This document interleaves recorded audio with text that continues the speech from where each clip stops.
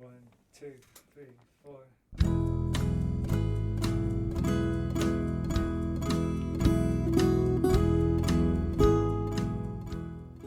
You're listening to the SKYLIT Books podcast. We're an independent general interest bookstore putting great reads in the hands of people in the Los Feliz neighborhood of Los Angeles. Hosted by resident Skylighters, we're here to bring you new and exciting author conversations, group reads, and bookseller chats. Happy listening. Hello, listeners, and welcome to SKYLIT, the SKYLIT Books podcast. I'm your host, Steph Karp. SKYLIT Books is open for in-store browsing from 10 a.m. to 10 p.m., and you can shop us online at skylitbooks.com. Today, I'm excited to welcome Cara Blue Adams to discuss her new work, You Never Get It Back, a collection of linked stories that won the John Simmons Short Fiction Award at the University of Iowa Press. Cara's stories have appeared in many magazines, including Granta, The Kenyon Review, Epoch, Alaska Quarterly Review, and American Short Fiction. She was awarded the Kenyon Review Short Fiction Prize, the Missouri Review Peden Prize, and the Maringoff Prize in Fiction, along with the Center for Fiction Emerging Writers Fellowship, and support from the Breadloaf Writers Conference, the Sewanee Writers Conference, and the Virginia Center for the Creative Arts. Her essays, criticism, and interviews appeared in The Believer, Tin House, and Plowshares, and an essay about co-editing the Southern Review appears in The Little Magazine in Contemporary America by University of Chicago Press. She's an associate professor of creative writing at Seton Hall University and lives in Brooklyn. Cara, welcome, and thanks for chatting with me today about this wonderful collection. Thank you so much for having me. Did you want to start us off with a reading? I'd love to. Okay, so I'll read just a little bit from the title story of the collection, which is You Never Get It Back. This is actually the second story in the book. The first story is a fabulous story that sets up some of the themes, and then the stories that follow all center on one young woman whose name is Kate Bishop. And so this story is where we meet her for the first time. It's also set around New Year's Eve. And so it feels like a good story to read now in January. You Never Get It Back. A party was being had and Kate agreed to go. The party would be held in Cambridge, a 5-hour bus ride away from southern Vermont, where she was working part-time in a lab and living with her mother this first year out of college to save money and think about what kind of future she might want. It was a New Year's Eve party. With the arrival of a new millennium came a legitimate, historic feeling reason to panic or celebrate, depending on one's inclination. The whole world was gearing up. Her old college roommate Esme called to invite her on December 30th, and because Kate was fighting with her boyfriend, with whom she had planned to spend New Year's Eve, she said yes, though not without hesitation. But Esme begged. She didn't want to go alone. She promised Kate that this party would be fun and cheap and attended by Harvard Law School students, including Esme's ex-boyfriend, Paul. Kate and Esme could crash at his studio in the densely populated, Harvard-dominated neighborhood behind the law school if a better option failed to present itself. Both of us? Won't it be awkward? Kate asked. And Esme assured Kate that she and Paul had a friendly relationship and that each regarded the other with platonic affection, but had moved on, going so far as to suggest perhaps, just maybe, if this other thing wasn't working out, Kate might be interested in him. No, Kate said, never going to happen. But Esme persisted, saying that Kate would like Paul.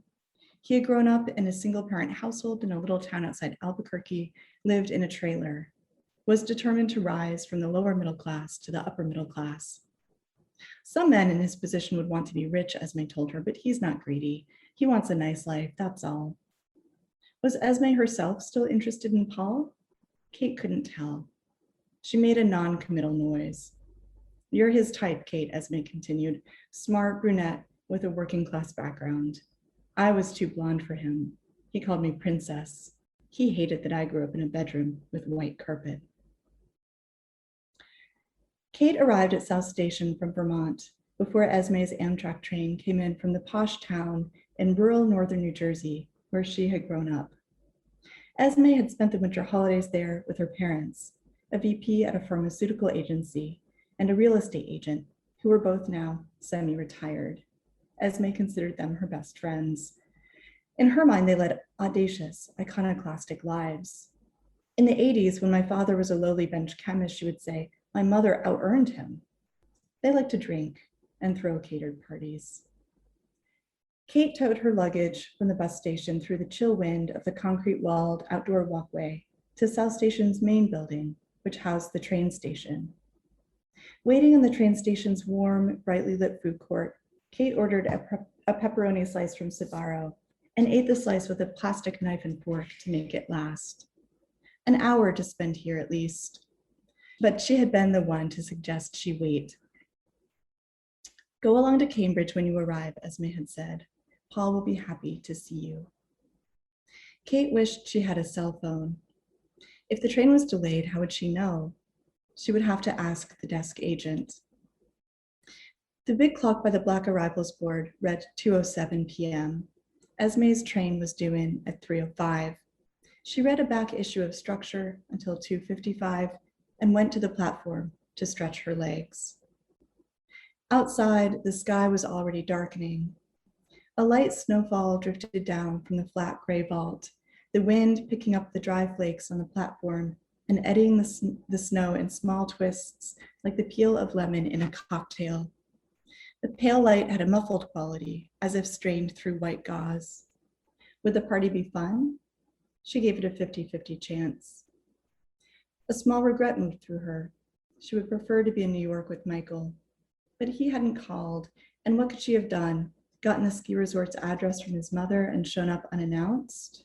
No, and anything was better than sitting home on New Year's Eve, worried and humiliated and preparing to break up with him, unless he had a truly dazzling explanation for his behavior. Two trains arrived on parallel tracks. Passengers disembarked into the cold air, stamping their feet and chafing their hands. Roomy, Esme's voice called from behind her. Esme liked to call her this, as if to reinforce the source of their unlikely bond. Their junior year at Williams, they'd roomed together, matched up by the housing office when Kate's freshman and sophomore year roommate transferred to Yale and Esme transferred in. Before going their separate ways senior year, Kate to a co-op and Esme to an off-campus apartment. They'd grown unexpectedly close. Kate listened to Esme's romantic worries and reassured her about her academic papers, which Esme gave to Kate to read, and after hearing her responses, relentlessly revised into perfection. Esme in turn took offense on Kate's behalf when she felt Kate had been slighted and insisted Kate stand up for herself. When a professor failed her on an exam when she was in the infirmary with strep throat. She helped Kate with money too. She had bought Kate's second semester school books on her parents' credit card, knowing the book's expense was a hardship and insisting her parents didn't mind when Kate tried to refuse what seemed too large a gift. And now, unlikely a pair though they were, they stood greeting each other in South Station on the cusp of a new millennium. Perfect, thank you. So first, I'd just love to talk about the origins of this collection. How long have you been working on these stories, and when did it start to kind of come together for you as a collection, as a book?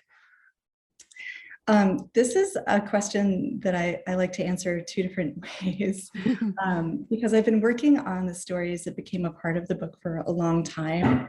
I would say more than 15 years probably were spent working on these stories. And before I published the collection, I had written and published around 20 stories individually in literary magazines.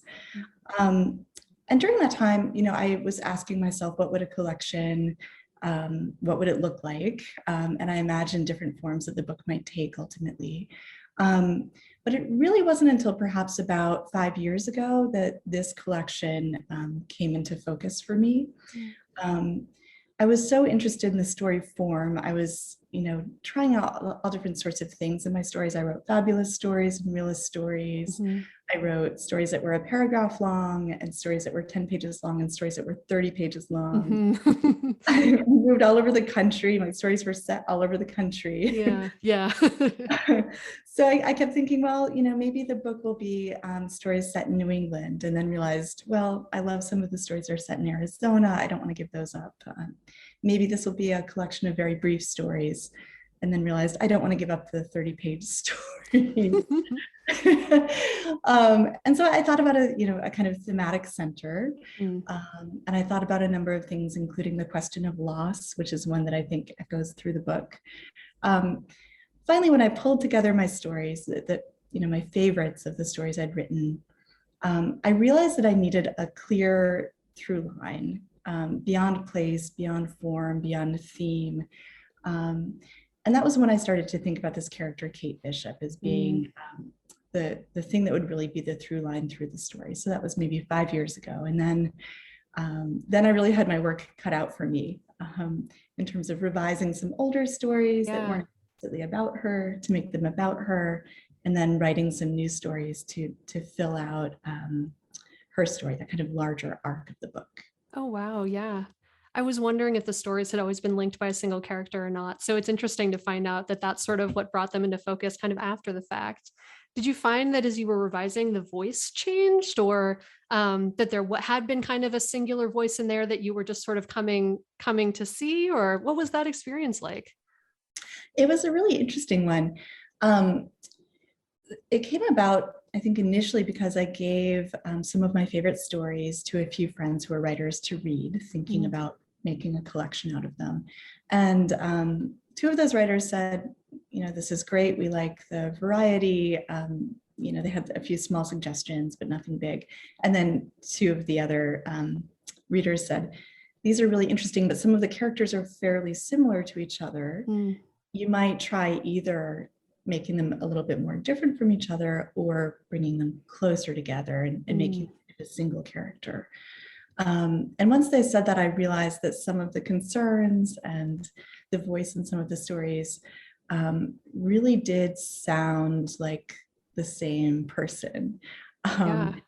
But one of the results was that I think ultimately Kate ended up being a more nuanced and complex person, because I'd allowed myself to imagine a few of these different moments in her life individually, without needing everything to make sense until, I sat down and really did the work of revision. Yeah, absolutely. And I think one thing that struck me about, having read it, I would have never guessed, that Kate hadn't always been the center of gravity in this story collection. So yeah, I think it's a huge accomplishment. And as I was reading it too, I think, the experience of it is, it's a love story in a way. And yet her love story sort of seems on the periphery in many of the stories. And it's, I experienced a lot of the stories as like she's sort of watching these other couples and trying to like read herself through them. And the effect of that actually is, I learn a lot about her that way, and so it's a really stunning effect. I want to talk a little bit about those effects of a collected story, linked stories versus a novel. Each of these stories in the collection it's either focused on a day or a span of a few days. It's a really kind of like narrow slice of time. And yet there's a way in which each story opens up on a broader swath of Kate's life that as a whole makes the collection feel like it's really sweeping and epic and covers a lot of her life. And it's under 200 pages. So if I imagined a novel, accomplishing that in under 200 pages, it's hard to imagine, I guess. And it got me thinking about kind of these differences of what you can do and how you experience time and other kind of mechanics in a short story collection versus a novel. I was wondering if you could talk a little bit about those distinctions between the two forms as you see them, or as you discovered as you were putting this together. Yeah, definitely. And I love that question. I think the novel and stories, or the linked collection, is just such a fascinating form. And many of my favorite books, including Olive Kittredge by Elizabeth Strout, Jesus' Son by Dennis Johnson, Cities I've Never Lived In by Sarah Majka, I could go on, are linked collections or novels and stories. As a writer and a reader, I really value precision and compression. I love writers like Amy Hempel, who just carve away until you're just left with what's really essential. But what they give you feels so expansive at the same time. Yeah. And Beatty is another writer who I think does that really well. Definitely, yeah. And I love that about the short story form. It operates in a space that's, almost as close to poetry sometimes as it is to the novel, for example. And I love that the linked collection can do exactly what you're describing. It can choose important moments in a character's life, important times, and render them with such precision and compression, and then move on to the next important moment or time or perspective. It can move, of course, from character to character as well. And my collection does that. In one case, moves into another character's mind, Kate's mother's mind. And another thing that I think it can do, that this story collection can do that novels can't do perhaps quite as easily, one thing is to get that compression, but also that scope. And the other thing that they can do, I think, is they can give you this constellation of moments in a character's life, or depending on the scope, right? It could also be a community's life or a family's life, without needing them all to add up in one way, to make sense in one way. So the narrative logic is a little bit different. In a novel, usually you have a causal relationship between all of the events that are presented. But I think real life, for me at least, unfolds in a way that feels a little bit different. I don't always know how one event in my life is going to lead to the next. And in retrospect, I can't always say how that happened. And the ways that things seem to connect change over time as I live longer, as my perspective changes. And so I love that the linked collection can create that kind of effect too. Yeah. I mean, I think you found a lot of fertile ground kind of in these surprising unmoored places where she's between decisions, where it feels like in novels, we kind of expect decisions to lead to another thing and have this, like you said, a kind of cause and effect, momentum. And it made me think about, I mean, Kate is a graduate student in a lot of these stories. And I remember I had a writing instructor once say, well, you never read stories or novels about college students, which is different than grad students. But, basically her point was like, it's too boring. They have a lot of free time. There's no sort of like natural structure in their lives to grab onto, or there's no like, work, their relationship to work and things like that's a little bit different. And it made me laugh when she said it, I sort of suspected it wasn't necessarily true, but it was funny. And I think you've definitely proven the case wrong. I think the way that these stories find Kate in these places where she's a little unmoored, you found really, really amazing fertile ground there to dredge up for her. And it's a great effect. It's really cool. I'm so glad to hear that. And yeah, I'm testing that idea out in my mind. I really love Elif Batuman's novel, The Idiot. Yep. Anytime someone gives me a role like that, I always immediately... You're like, well, here's a counterexample. That's not true. Yeah. Yeah. But of course, that point makes a lot of sense. In college, the structure often of your time and of your life comes in a kind of external way that might not feel necessarily so dramatic on the page without some additional work to make it so. Yeah. Okay. So this is to jump right into a bigger, more thematic question. I was wondering what, as a writer, I find I'm asking myself these questions I can't answer, or I've got these obsessions and curiosities that drive that like become the seeds of story. And I was wondering what some of your questions that you were trying to answer for yourself were when you were working on some of these stories, or what obsessions or ideas were you like, I can't get over this. I just need to gnaw on this bone. Can you think of any? Yeah, this is just a really fascinating question to me. I think the seeds of stories for me maybe aren't obsessions or questions exactly. They're tensions between people, or sometimes it's really just a kind of scene that comes into my mind and that I then want to follow. But I do think the question of what it means to love another person and how we navigate the complexities of that kind of relationship, whether it's a romantic relationship or a friendship or a family relationship, I think that certainly is a kind of obsession. and you mentioned earlier understanding the book as a love story in part.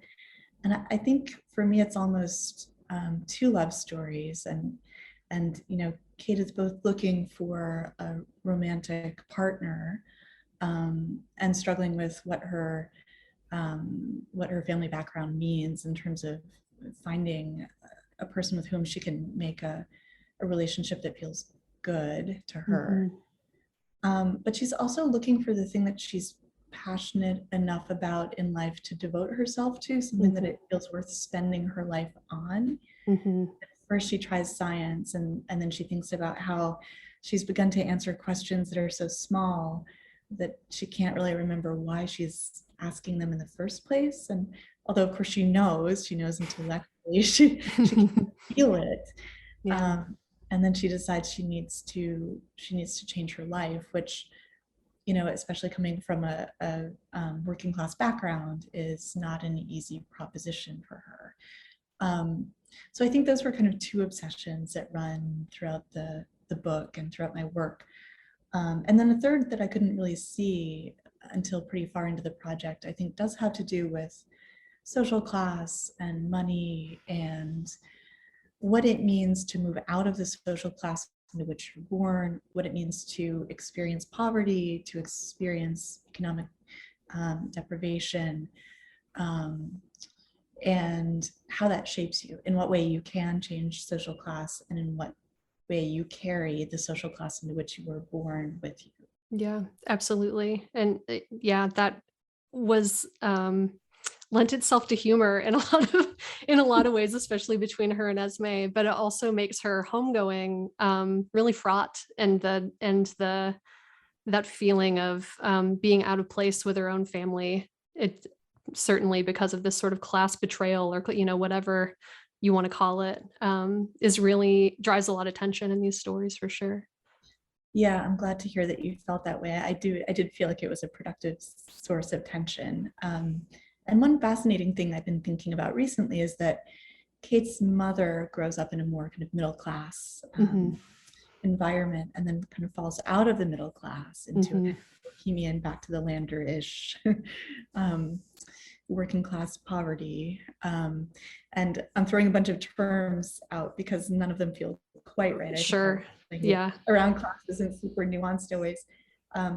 But Kate grows up in that environment instead of growing up in a more stable middle class environment. So in a way, even if she wasn't to change social class, she and her mother would still have, a difference. Background. Yeah, it's really interesting.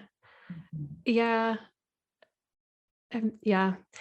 Class is so much less permanent than the language we have for it. It can be so much more transitional and so much more dependent on what is coming before and after it. So yeah. Absolutely. And it's about money, of course, but it's also about cultural capital and knowledge and ways of understanding the world.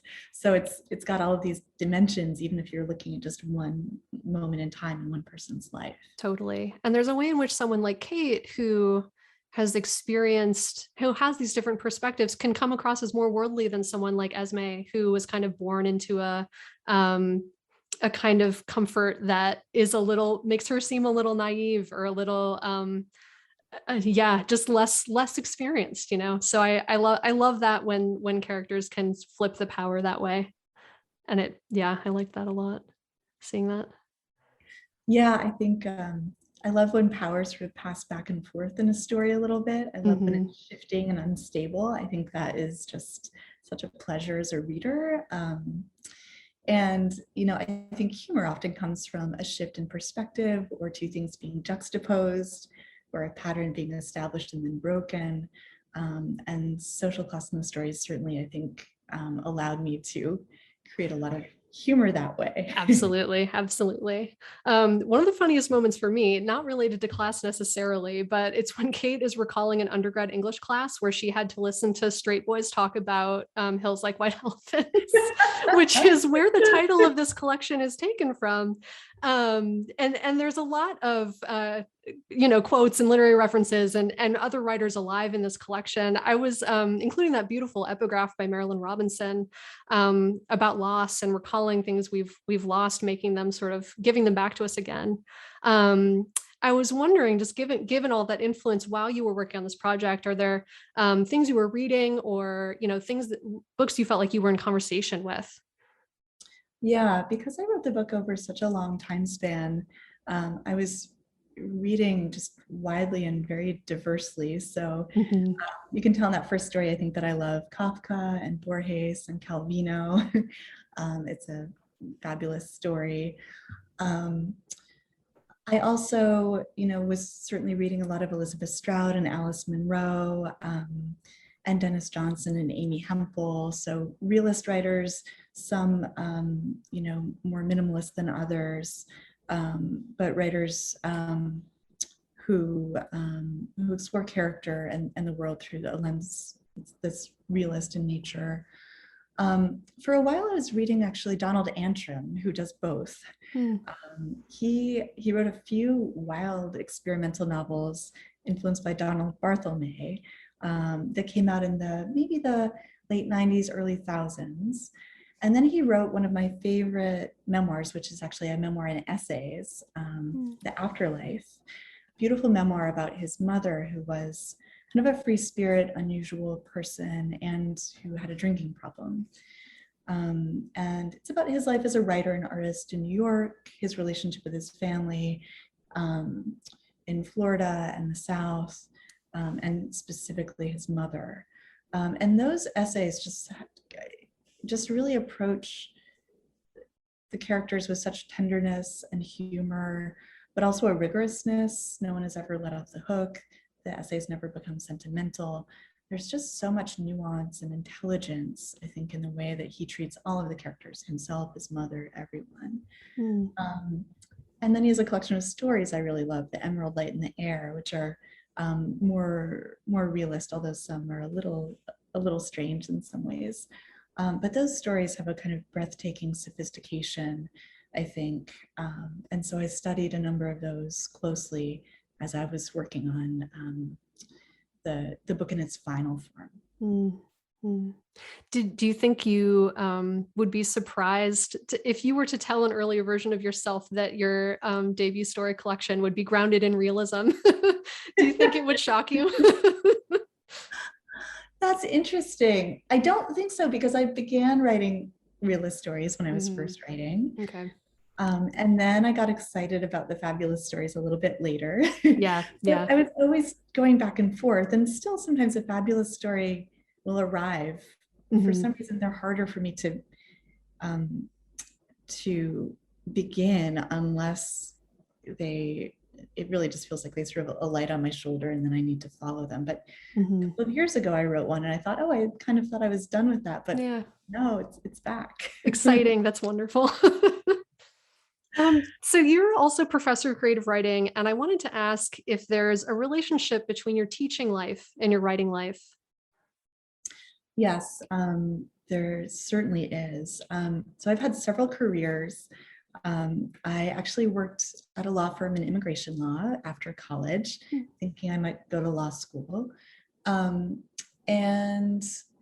I loved that because my work was very separate from my writing, and that felt really helpful in a lot of ways. Then I went to grad school and studied creative writing, and then I actually was an editor for 5 years at the Southern Review. And that was sort of the opposite experience. Every day I was immersed in reading primarily short stories, but also essays and poems, and editing them for the magazine. And I learned so much that way about what a story could be and do, and what I wanted my stories to be and do. And when I became an assistant professor, my relationship again shifted, the relationship between my career and my writing. But I found that just as editing had taught me a lot about fiction, teaching taught me about fiction as well, both because I was spending time reading the stories that I wanted to teach to my students. And the books and the other, the poems and essays. And I learned so much that way, because I think teaching something to someone else really requires you to understand it intimately. And returning to something again and again really is sort of a revelation, I think, or it can be. And then, of course, I was reading my students' work, which was just wild and exciting to watch them bring into focus what it is that they felt was most urgent, what they wanted to say, the thing that only they could bring into the world.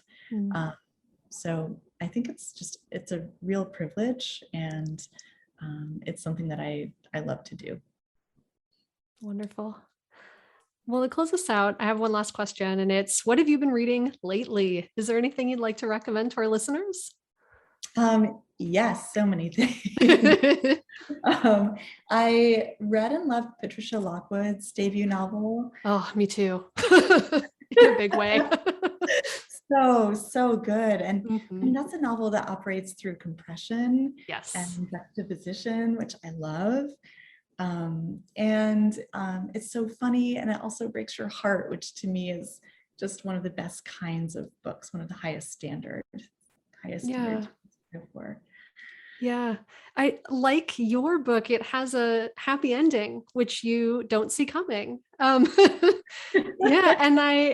in both cases felt really grateful for that. In this time where it feels like not saccharine, or not sort of in that that unearned but expected way in which we consume a lot of things, like, I don't know, TV, Samba, whatever. But that earned hope was really a joy, and I can see a resonance between the two. Like, it doesn't surprise me that you say you liked Patricia Lockwood's No One Is Talking About This, because I think they have some spirit in common. Oh, that makes me so happy to hear. It's fantastic. Well, any others to add? Oh yeah, one other to add, just because people may not have encountered it, but a really great novel and stories by Maria Gainza, who's an Argentine writer. She's an art critic as well as a fiction writer. And the stories are about a woman who is also an art critic. And sometimes they feel a bit essayistic in a great way.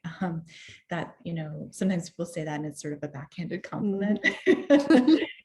You wonder, will it be a little slow or too dense? It's the opposite. She brings in all of this rich knowledge, and the stories move in really unexpected ways.